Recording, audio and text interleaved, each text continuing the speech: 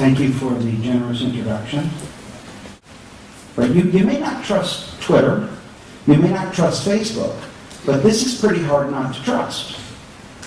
When I was examining this data, I saw that in the first 5 days of the uprising, there were 3,500 photographs uploaded to Twitter with keyword Iran in it, or Iran elections. During the same period the previous year, little more than a third of that. Right? So now what I can do is I can start to triangulate truth by looking at discussions in the blogosphere, against photos on Flickr, being posted on Flickr, and now I'm getting my information in real time from the people. There's no filter there. It's totally open.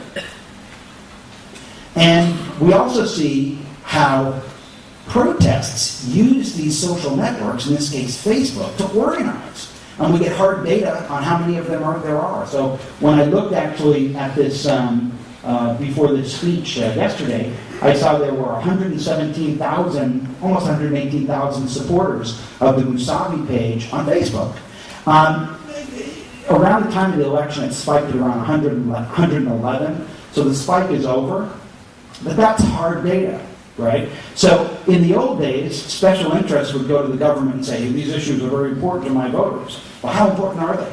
Well, here you can see they're important to that many votes, right? So these social networks are a way for you to demonstrate support for policies and opinions and products that you're interested in.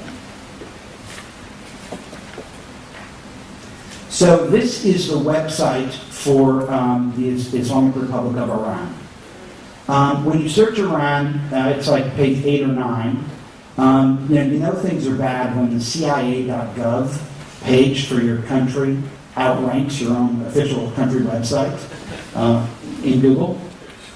This is whitewashing, right? Because if I search Iran, I'm going to find all sorts of information. I'll find one side's opinion, I'll find the other side's opinion, I'll find the second, I'll find everything. But they've taken the time to create this website that I'm sure pleases the Supreme Leader and pleases the councils, but doesn't work for people. Because if I go onto the internet, I can see that there's a lot more information out there that they're not giving me.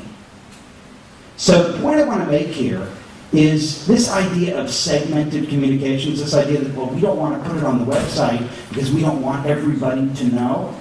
Right? That's over. That doesn't work anymore. Because the internet interprets censorship as damage and roots around it. And that's one of the co-founders of the Electronic Freedom Foundation, right? So if you think that you're going to have a website that's just going to have the rosy side of the story, people are just going to go around your website and not use it, right? And that's what's happened to this Iran country website. No one goes there because the information is controlled. So there's an inverse relationship between control and credibility. The more control you exercise over your appearance on your website, the less credible that information is by people. If, however, you're willing to open up the discussion and invite your critics into your living room and have an argument with them in public, people will trust you. Because they realize you have enough confidence in your position that you're willing to defend it in an open form, not in a segmented form. So, here is, I'm going to bring it to a close with this, something that was launched by Google a couple of weeks ago. And it's called the Side Wiki. So many organizations now are thinking about whether or not they should have social media on their website. Do I have commenting? Do I not have commenting? Well, it's not going to matter. Because what's happening is there are now applications that you can install in your browser that make it easy for other people to comment on your website. So here I'm looking at the Aristotle University website, and in the left-hand side there, I can post a comment to my SideWiki, and anyone else who's using SideWiki can see my comment, right? And the University of Aristotle had nothing to do with it. So what's happening now is the idea of sharing and social networking is going around the website, and it's becoming an application. There's another one from Dig. And this is called the Dig dashboard. Dig is a social news engine. And I can download that to my browser, and I can vote and comment on information there as well. Or I can do both. I can put a comment in SideWiki, I can dig it, right? I don't need to depend on the organization that controls the website for my voice to be heard. So this idea of self-governance is actually becoming a practical reality through social media and open networks.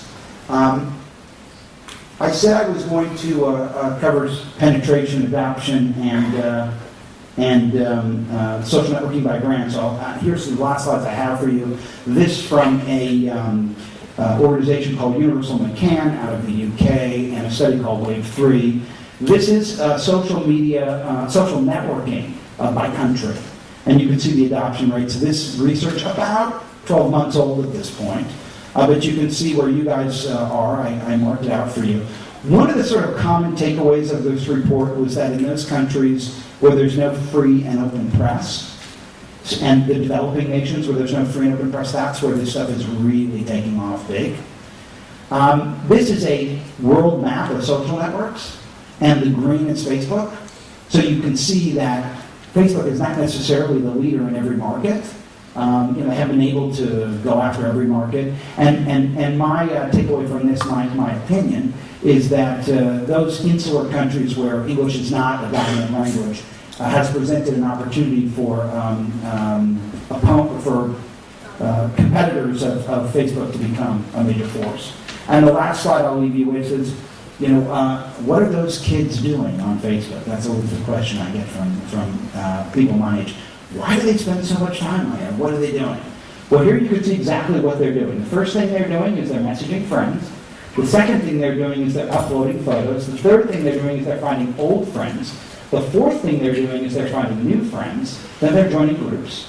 Then they're displaying their favorites. So if you look at the major activities that are happening in social networks, they're social.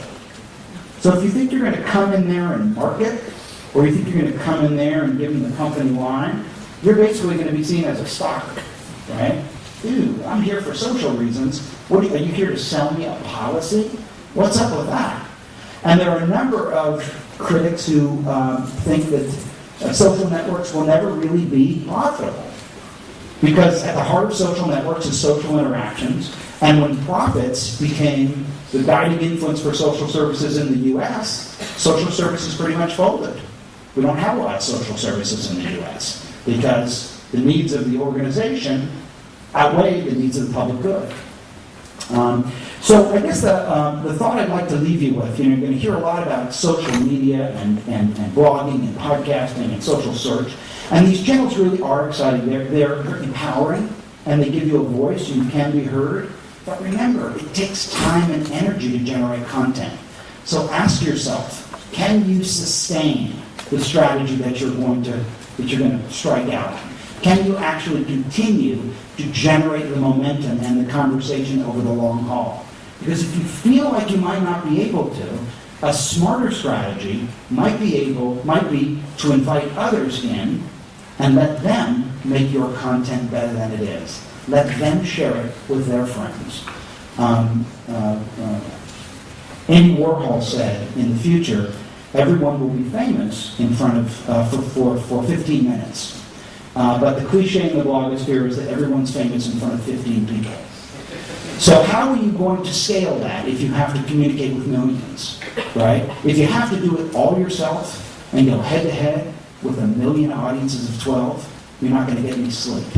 So think of a sustainable strategy. Think about open networks. Think about how you can invite the world to carry your water for you.